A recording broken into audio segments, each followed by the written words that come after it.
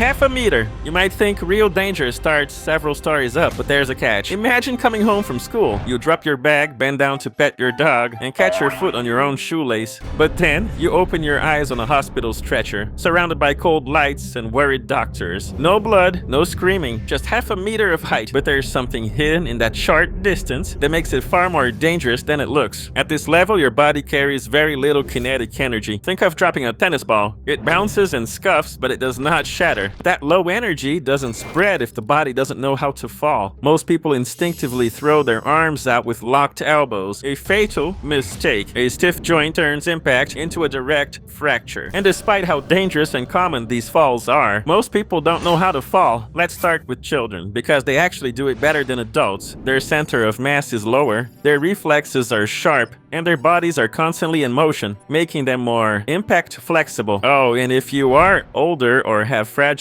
bones, even small slips deserve respect. Hard floors make it worse, carpets make it softer, and shoes with stiff soles transfer shock more than sneakers. This is also where you'll notice the first rule of falling. Position beats height. A relaxed body spreads the load over time. With good technique, you dissipate energy across a larger area. Under ideal lab conditions, a drop from half a meter is trivial. Real life adds clutter, metal edges, coffee tables, and the corner of a drawer waiting at hip height. That is why small falls sometimes produce surprising cuts. The usual outcome is a scrape, a shin knock that ruins your mood for a moment, or a quick hand plant that saves you from worse. Kids go through this all the time. In sports like gymnastics, coaches teach you to roll from day one to reduce peak force. Once the height increases, the angle at which you strike the ground stops forgiving you. We will get there soon. 1 meter. At a meter, you feel it. Imagine standing on a chair while someone nudges you off without warning. Most healthy adults can walk away, but a bad angle changes everything. Your instinct is to throw a hand out. Doctors have a nickname for that reflex. Fall on outstretched hand. It snaps the radius near the wrist, and a loud pop often arrives before the pain. Land on your side, and your elbow or shoulder can take the hit. Land backward, and the back of your head becomes the highest point. For older adults, this is the danger zone. Bone density drops with age, and a 1 meter tumble in a kitchen or bathroom is a common trigger for hip fractures. Wet tile, socks on smooth wood, a missed step in the night. The fall is short, the consequence is long. In emergency rooms, you also see brain injuries from this height when the head strikes a hard surface. How you land dominates what happens next. From a physics view, energy at impact grows with height. Double the height, double the energy you need to get rid of in a fraction of a second. If you relax and spread contact over time, by rolling or sliding, you stretch that fraction and blunt the peak force. That is why mats work. They bend. Concrete does not. If the edge of a step is the first contact point, the same energy gets concentrated into a tiny area and skin tears easily. 2 meters is where falls start to live in your bones. Land well and you can walk it off. Land stiff and the price climbs fast. Ankles roll, heels bruise, and the shock can zip up your shins into your knees. If your feet absorb the first impact, the next stops are your hips and spine. There is a reason parkour athletes drill 2 meters as a standard practice height. They do not aim to stop, they aim to redirect. The moment the feet touch, they fold, shift the hips, and turn the straight fall into a diagonal roll that spreads energy across time and surface.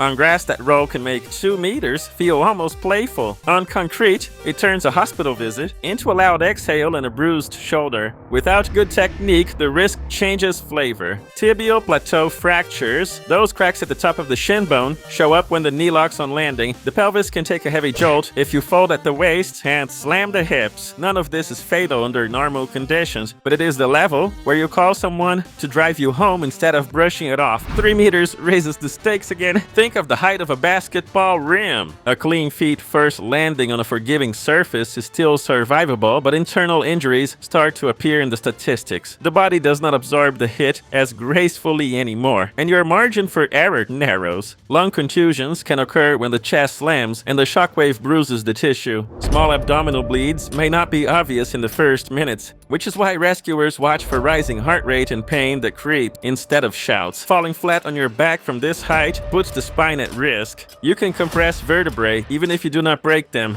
If the head whips back, concussions follow. Construction and home repair accidents sit right here. Stairs, scaffold edges, and balcony rails are exactly this range, and they punish poor landings with days in a brace. The key pattern is emerging. 5 meters. Now imagine a low rooftop or the top branches of a tree where your soccer ball got stuck. 5 meters looks friendly from above until you think about how fast you arrive. This is the altitude where even a controlled fall can cause serious trouble. Vertebral fractures become realistic, ribs crack, and if your head is part of the equation, the brain gets shaken hard inside the skull. Trauma studies often mark this height as the border between injuries you manage and injuries that try to manage you. Firefighters and rescue trainers talk about the feet first rule here, and they add a second part many forget. Never lock your knees. Bend, absorb, and continue into a roll or a side slide. If you stop all at once, your legs act like rigid columns that jam force into your hips and spine. The difference between bruises and a fractured pelvis can be one extra step after impact. If the surface can give a little, your odds improve. Packed dirt is kinder than polished stone. A sloped hill is safer than a flat slab because it lengthens the break distance. Parkour athletes often seek angled landings on purpose at this level, like the side of a grassy mound, so the body can turn a vertical drop into a long diagonal. When water looks tempting, be careful. From 5 meters, water still behaves forgivingly if you enter feet first and tight. A sloppy landing slaps skin and can disorient you. From heights above this, water starts to behave more like a solid when you hit it fast. 10 meters! This is already quite serious. You are arriving at roughly 50 kilometers per hour. Picture crashing a bicycle into a wall without a helmet, except the whole body is the helmet. Multiple fractures are common. Arms and legs can break in more than one place, and the chest takes a pounding. Liver injuries and spleen ruptures appear in medical reports at this height, and internal bleeding becomes a quiet threat over minutes. Elite divers compete from 10-meter platforms, but notice the rules. They hit the water in a tight line, hands and arms slicing first, toes pointed, muscles braced at the exact last instant. They aim to keep the head above the first bite of water and exit immediately. Even then, a slightly open angle can cause a heavy smack that leaves bruises and ringing ears. Land the same height on concrete, and the outcome is not a medal, it is a stretcher. Survival here is less about toughness and more about technique and surface. The clock is also ticking. After the impact, breathing and bleeding decide the next chapter. 15 meters. At 15 meters, the numbers turn cold. Speeds climb into the mid-60s in kilometers per hour, and statistics start to use the word mortality more often. Fall flat on the back or the head and survival becomes unlikely. Land on your feet and something else happens. The legs behave like columns that crumple. The femur, strongest bone in the body, can snap, and the collapsing structure pushes the pelvis upward toward critical organs. Rescuers talk about the look of a high-energy fall. Shoes blown off, a path engraved into dirt, a brief silence after impact followed by shallow breathing. The body is trying to reboot while pain signals flood. In urban settings, this is the distance between a balcony and the ground on taller buildings, and many incidents from this level begin with a simple loss of balance. Physics does not offer mercy, but it does offer tools. If there is any give in the surface, use it. Snow bushes or a sloped roof that slides can spread the stopover distance. If you can roll.